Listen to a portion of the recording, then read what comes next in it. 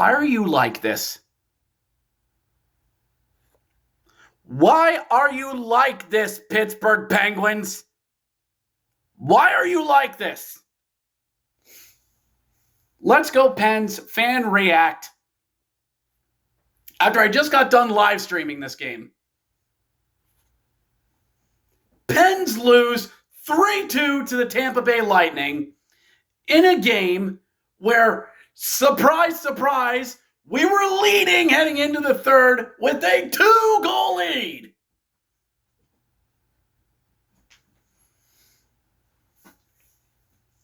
You know what?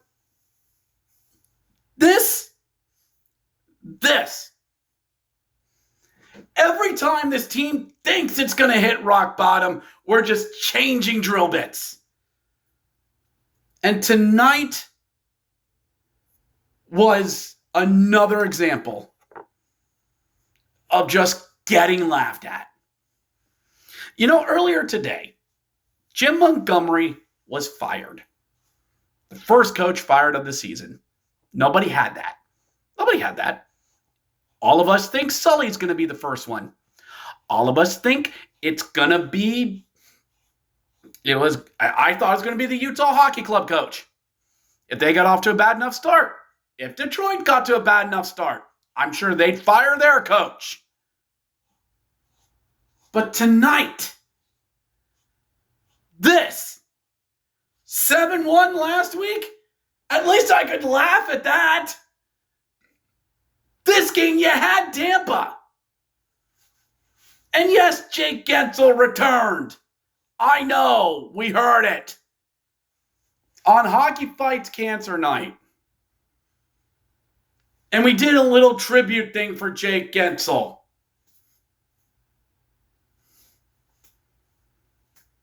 And the first period, we actually take a 1-0 lead. We get a goal. Jesse Puljujarvi, nice, gets one in off a really nice feed from Marcus Pettersson from the blue line, diagonal backdoor feed that beats Vasilevsky. Really nice. 1-0 after one. Shots are even. Heading into the second. Penalty kills working. We get a power play goal from Richard Raquel. In the bumper spot, Crosby finds fires into the net, and it's 2-0. And the shots are starting to pile up for Tampa. Tristan Jarry's making some unbelievable saves. Is he back? As the kids say, are we so back? And yeah, Tampa's 21-13 on shots. But we're holding our own. And then we go into the third. And that's where it happens. Tampa just piles on. And I said during the live stream, if you are Tampa, you get a goal in the first 10 minutes, and then you roll the dice. And the Pens are able to kill off a penalty. Near the waning parts of it, the defense comes off for a slow line change. Braden Point speeds down the ice, down the far wing, goes around the net, comes out in front, all alone, backhands it past Jarry. Not on him. Slow line change. That's on the defense for not getting back in time. Okay, 2-1. Maybe this is the night. Maybe this is the night where it happens. Okay, a slow line change. That tends to happen. That happens. Okay. 5 minutes later, Tampa's just still coming after you with shots. Jarry's making great saves. But Tampa is just walking into the zone. They're playing 3 guys up high. They're trying to play the rebound game and the greasy goals in front. They know what they got to do. They don't have Stamkos anymore, but they don't care. They're going to outwork you. And wouldn't you know it, Anthony Cirelli or Gorgonson or whatever it is, throws a shot in front, throws a crossing feed from the lower circles. Jari goes to stick it away, and instead of going out in front, which you had Braden Point right there in front, goes to stick check it away, and instead of going away, it rides up his stick over his shoulder and into the net. And we're tied at 2. Well, let's go to the safety sign. Number of days since the Pittsburgh Penguins have blown a third period lead. 0. Like my hope. And it's just survival in the third. It's survival. It's like this team is playing for a tie. They're playing for a point.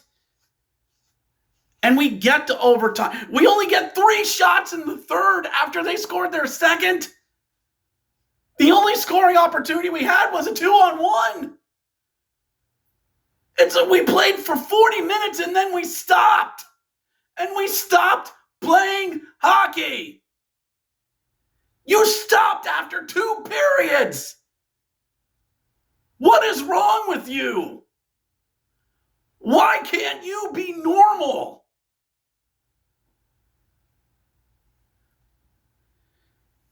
So we go to overtime. And it's the usual. Crosby, Raquel, and Carlson. Crosby tries to do it all himself again. And it's, for the first couple minutes, Tampa dominates the possession game. Pens get a few chances, including Crosby, Rust, and Pettersson have a really good shift out there. Rust gets it out of the corners. Crosby dances along the boards. Backhanded feed to a wide-open Pettersson who goes into the circles. And I think it was either Getzel or maybe Hedman that just comes over and kneels and gets in the shooting lane. But Pettersson tries to do a slap pass for a backdoor play with Crosby, and it gets deflected up into the net. But Tampa plays the slow, methodical, painful, holding the puck in overtime. And Cirelli brings the puck Morgan Geekie brings the puck in.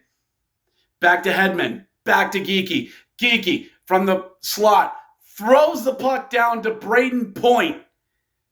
From the point across the circles to the goal line. Across the faceoff circle to the goal line. For some odd reason, Jari decides to come out of his crease to try and poke the puck away. Misplays it. Slips and falls. Point collects the puck. Wraps it around into a wide open freaking net. And we lose on that.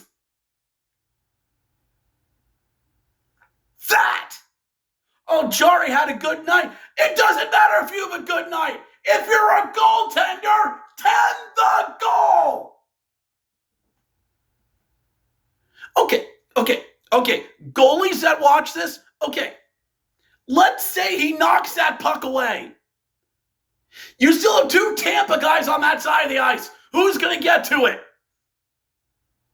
And why? Why? What purpose did that serve? And you had a minute left in overtime. You give up position to play a puck that, well, he tried to intercept the pass. What if Point gets it? What if he gets it? He's behind the goal line. He'll be behind the goal line. He's Mya. Jari would be Mya, and Brendan would be Mya. Why? Even if it does work, what's the play? It's 3 acts. Slow line change, unfortunate bounce, bad goaltending. 3. It comes in 3s. All the problems exposed with this team in 1 period. It's like the meme. Why can't you be normal? Why? And the sad part is we got 61 more of these to go. So who's going to get traded for this? Last week it was Lars Eller. Who's next this time? Who? Nieto? Achari? Who? Who's the sacrificial lamb this time?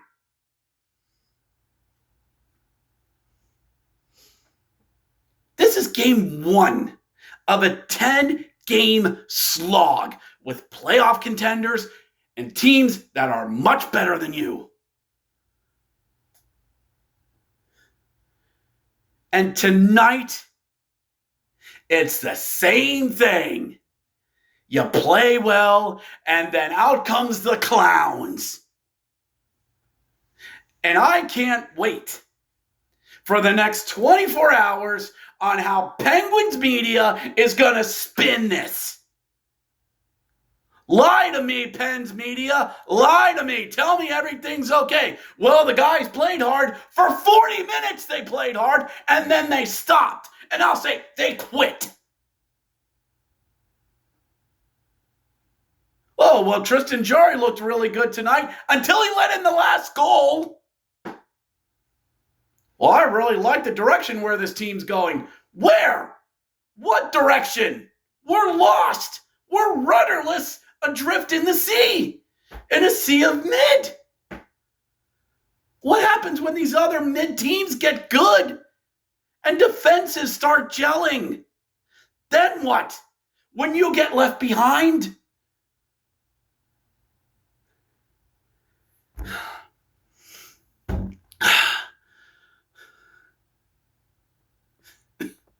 At least I could laugh at Dallas. This is freaking ridiculous. Why can't you be normal for 60 minutes? So you have a game on Friday against Winnipeg. And guess what? They're good at the hockey. On Saturday, you play against Utah, and you have the advantage of being at home for both of them. You get all that? And then, I don't even know who they play next week. Almost irrelevant. Because next Friday, you play Boston, who just recently fired their coach in Boston, and then you come back home to play Calgary. Those could be reversed. At this point in the night, I don't care. It doesn't matter. I'm ticked off. I'm angry. I'm mad. But everybody in the media is going to spin it to tell me to calm down because Jarry played well and this team had fight. They had fight and heart for 40 minutes until they didn't. At least Crosby's 13th all-time in assist leaders. Good for you. Yeah, why don't you have a ceremony for that? Why don't you build steel girders for that?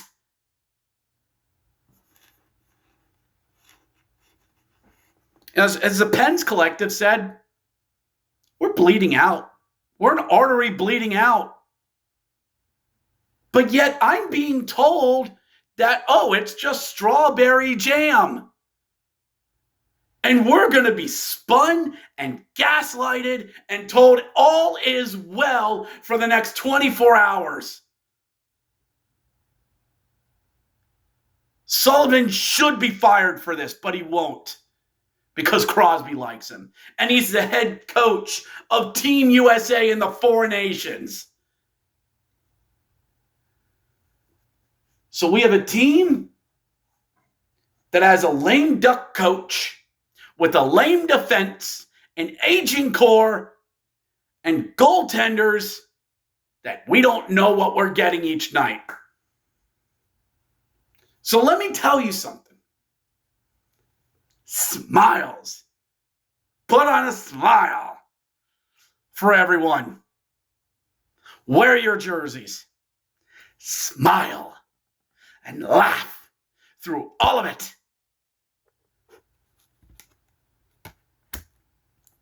Because as I said last week, what do you get when you take an aging core, guys living out legacy contracts, goalies who can't stop beach balls, combine it with a coach who knows that no matter what he does or how bad his team is, can't get fired, and everybody is untouchable.